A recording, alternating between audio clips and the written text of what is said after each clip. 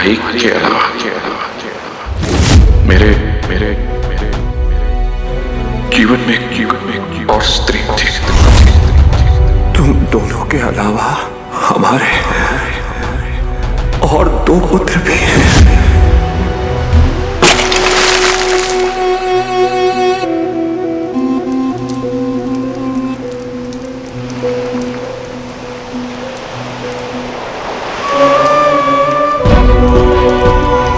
स्वराज की भावना तब पैदा होगी जब तुम ये सोचना बंद करोगे कि देश ने तुम्हारे लिए क्या किया और ये सोचना आरंभ करोगे कि तुमने देश के लिए क्या किया।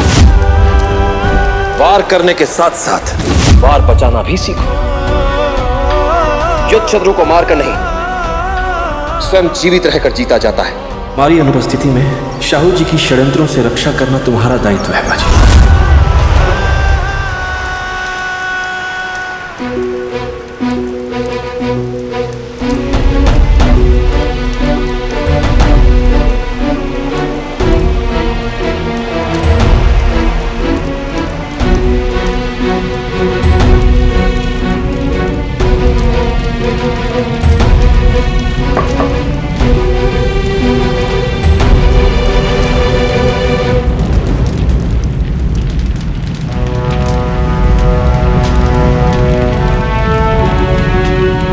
संतान को जन्म तो कोई भी दे देता है,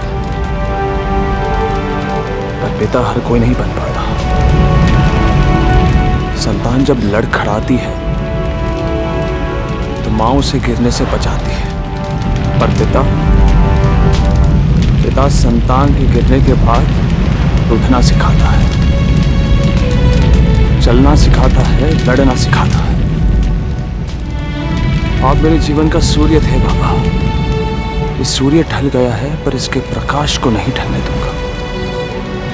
आपके आदर्श और आपके संघर्ष दोनों को आगे ले जाऊंगा मैं। छत्रपति शिवाजी महाराज द्वारा स्थापित स्वराज की आराधना आपका उद्देश्य था। अब इस उद्देश्य को मैं पूरा करूंगा।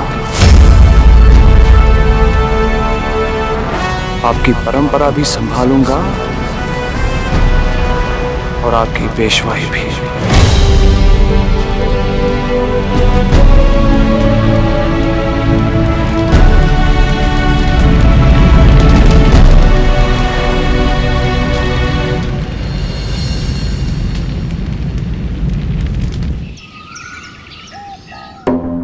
वाकई में हमारी होने वाली बहू बिल्कुल चांद का टुकड़ा है। सुरैया बेगम, इस चांद के टुकड़े के लिए हम कुछ सितारे साथ लाए हैं।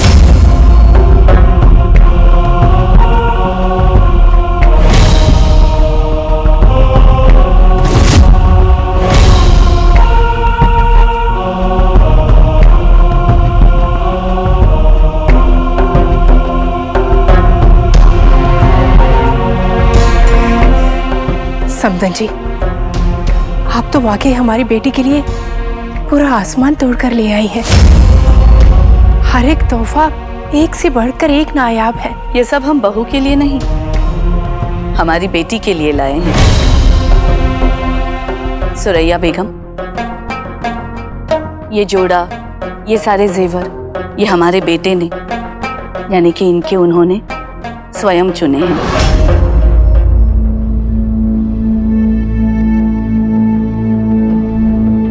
बहुत खूबसूरत है।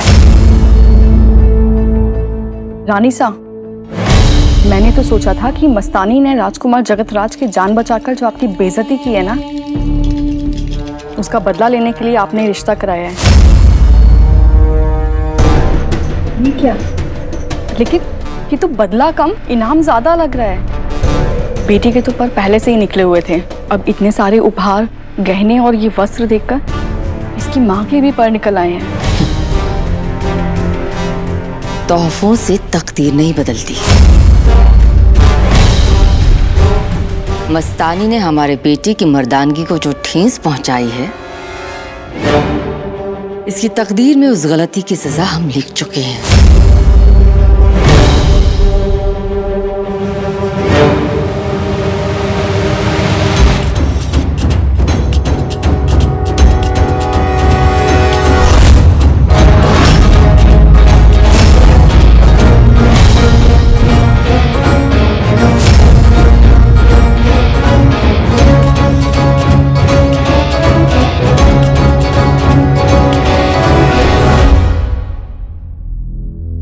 मस्तानी, हम आज तक सर झुकाकर जीते आए हैं, लेकिन आज तुम्हें तुम्हारे ससुराल में इतनी इज्जत मिलते देख हमारा सर फक्र से ऊंचा हो गया है।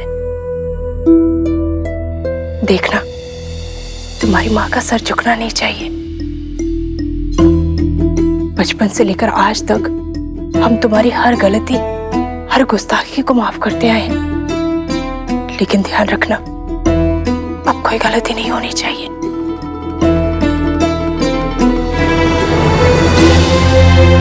हम आपका सर कभी नहीं झुकने देंगे अम्मी, चाहे उसके लिए हमें कोई भी कीमत क्यों ना चुकानी पड़े।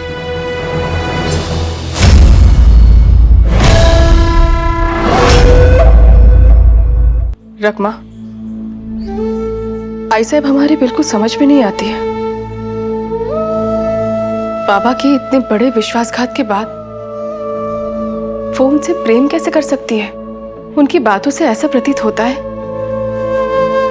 जैसे वो अपना दर्द, बाबा का छल सब भूल चुकी है। जो इतनी पीड़ा दे,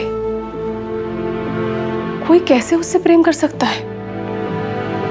ताई साहब, शायद क्रोध और घृणा की सीमा केवल मृत्यु तक ही होती है, पर प्रेम की कोई सीमा नहीं होती।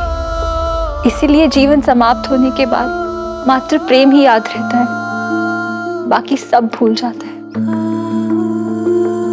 हमें लगता है हमने आज पेशविन बाई को नहीं, आई साहिब को देखा।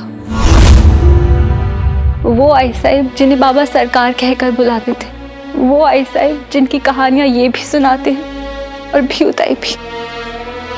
सही कहा वहीनी।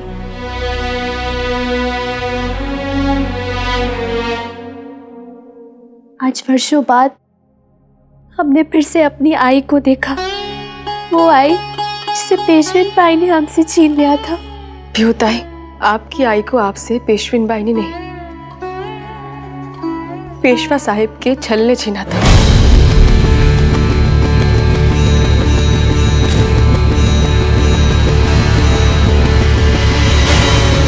पति का विश्वासघात पत्नी की आत्मा को कैसे जला देता है, ये बात पति कभी समझ ही नहीं सकते।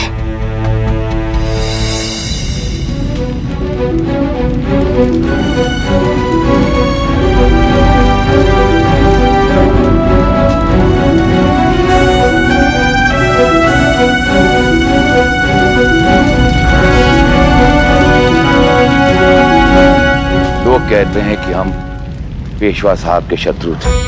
शिव शिव शिव शिव, ये झूठ है। सत्य तो ये है कि पेशवा साहब ने जो इस देश के लिए किया, हम उसका सम्मान करते हैं। पेशवा साहब और हमारे विचार अलग थे, लक्ष्य तो एक ही था। हम दोनों के बीच केवल द्वंद्व था, द्वेष नहीं। मात्र पेशवा साहब नहीं बल्कि उनके दोनों पुत्रों ने भी शाहू महाराज और राज्य की बहुत सेवा की है। परंतु मुझे अब ऐसा प्रतीत हो रहा है कि पेशवा साहब ने राव को इतने कम उम्र में युद्ध भूमि ले जाके अच्छा नहीं किया, क्योंकि युद्ध भूमि में रक्तपात देख देख कर राव का हृदय भी पत्थर का हो गया है। तभी तो अपने पिता को मुखाग्नि देते हुए आंसू का एक बूंद तक नहीं आया राव की आंखों में, बल्कि राव ने तो। क्या हो नरोराम जी, रुक क्यों गए?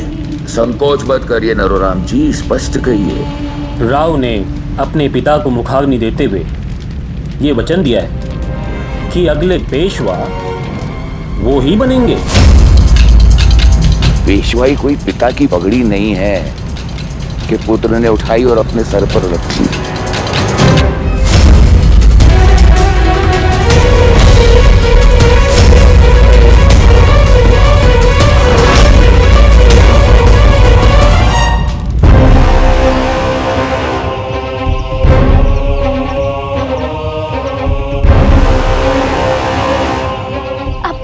आना चाहिए था मस्तानी साहिबा। अगर महल में किसी को पता चल गया तो गौराम मच जाएगा। हमारे जहन में तुम्ही ने शक डाला है चंदा। अब हम बगैर सच जाने इस रिश्ते में कैसे बन जाए? आप करने क्या वाली है मस्तानी साहिबा? पता नहीं, क्या करना है क्या नहीं, ये तो उन्हें देखने के बाद ही समझ आएगा। बस किसी भी तरह हमें हमारी पहचान छुपाते हुए वहां तक पहुंचना है, क्योंकि अगर किसी ने हमें पहचान लिया तो पिताजी का सम्मान मिट्टी में मिल जाएगा। आप अपने होने वाले पति को देखने जा रहे हैं। विवाह से पूर्व दुल्हन का दूल्हे को देखना अपशगुन होता है। हम कोई भी अंधविश्वास को नहीं मानते हैं चंदन, और अगर मान लो कि ये बात सच भी हो तो भी इस वक्त उन्हें देखने से सिर्फ हमारा बुरा होगा। और अगर रिश्ते में कोई खोट है और अगर हमने बिना सच जाने ये शादी कर दी तो हमारे साथ साथ हम दोनों के परिवार को ये दुख उठाना पड़ेगा,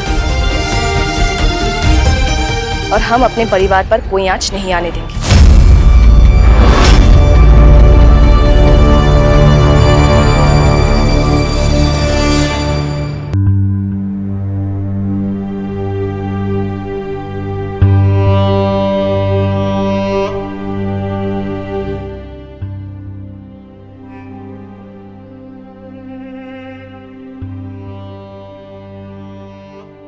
बाजे,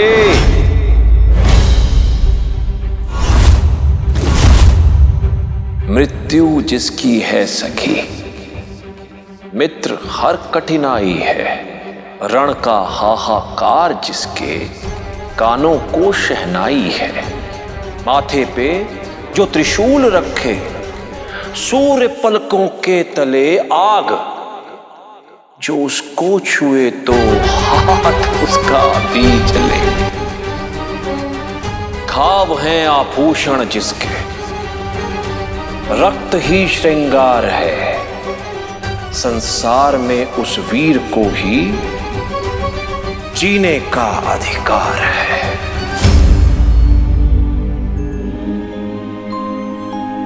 काय हो बाबा।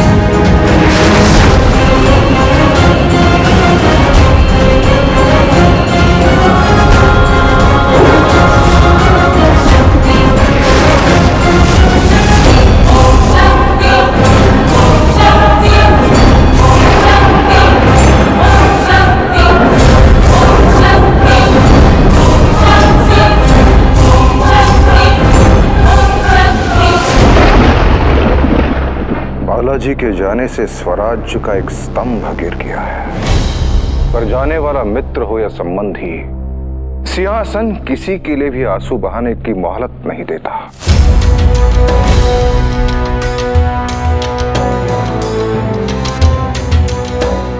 अब वर्षा ऋतु समाप्त होने वाली है, हमारे शत्रु हम पर कभी भी आक्रमण कर सकते हैं। हमें हर स्थिति के लिए तैयार रहना चाहिए और शीघ्र पेशवा का चयन करना चाहिए। आपकी दूरदृष्टि धन्य है महाराज। हम तो केवल ये सुझाव दे रहे हैं कि पिता के संकल्प को पूरा करने के लिए पुत्र से अच्छा और कौन हो सकता है। आप राव को पेशवा क्यों नहीं बना देते? आप राव के नाम का सुझाव दे रहे हैं? हमें तो लगता था कि आप राव को पसंद नहीं करते। महाराज, ये सत्य है कि राव होश से अधिक जोश से काम लेते हैं, परंतु महाराज, राव की अखंड स्वराज के प्रति निष्ठा और समर्पण को नकारा नहीं जा सकता। हमें लगता है कि राव को एक मौका देना चाहिए। क्षमा कीजिए, परंतु ये आप कैसी बातें कर रहे हैं पंत? पेशवाई कोई खिलौना नहीं कि किसी भी हठी बालक को दे दिया और जब उसे नहीं संभला तो वापस ले लिया। राजनीति में शत्रु को शक्ति से और अपनों को संतुष्टि से जीता जाता है। महाराज को अपने प्रबल और समर्थ समर्थकों में से किसी को पेशवाई सौंपकर उन्हें संतुष्ट रखना चाहिए। आपकी बात में चतुर की चतुराई है नरोराम, परंतु ये मत भूलिए कि राव में भले ही चतुराई ना हो परंतु गहराई है, और बचपन से ही स्वर्गीय बालाजी ने उन्हें तैयार किया है। और सबसे बड़ी बात यह है महाराज कि राव स्वयं पेशवा बनना चाहते हैं। उन्होंने अपने स्वर्गीय पिता की चिता पर अगला पेशवा बनने की शपथ तक ली है। पेशवा कौन बनेगा और कौन नहीं, इसका निर्णय राव नहीं, स्वयं महाराज लेंगे। ये राव तो अति महत्वाकांक्षी निकले। उम्र ही क्या है उनकी? मात्र 19 वर्ष। इतनी कम आयु में आज तक कोई भी पेशवा नहीं बना। नरोराम, तुम हमें क्षमा करें महाराज। नरोराम, युवा ही इस देश का भविष्य है और महत्वाकांक्षा ही उड़ने के लिए पर देती है। अब हमने सत्य कहा ना महाराज? कोई भी निर्णय लेने से पूर्व हमें सोचने के लिए थोड़ा समय चाहिए।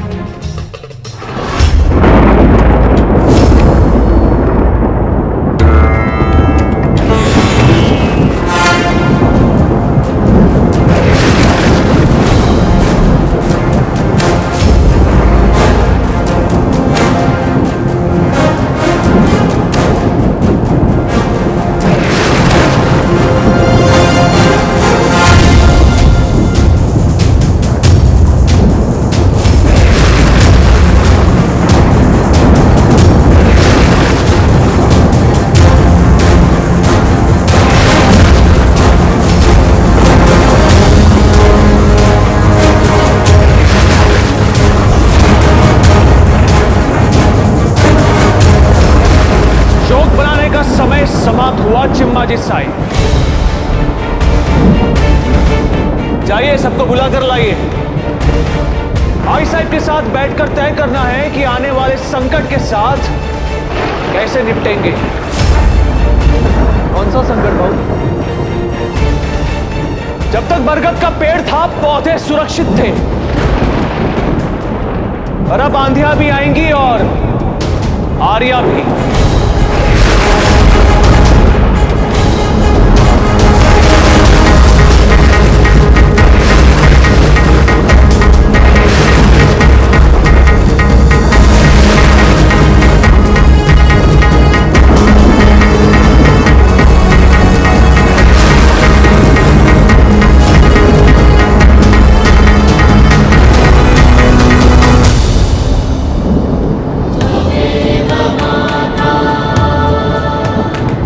आशीर्वाद दीजिए इस राज्य का पेशवा बनकर मैं बाबा की विरासत को संभाल सकूं।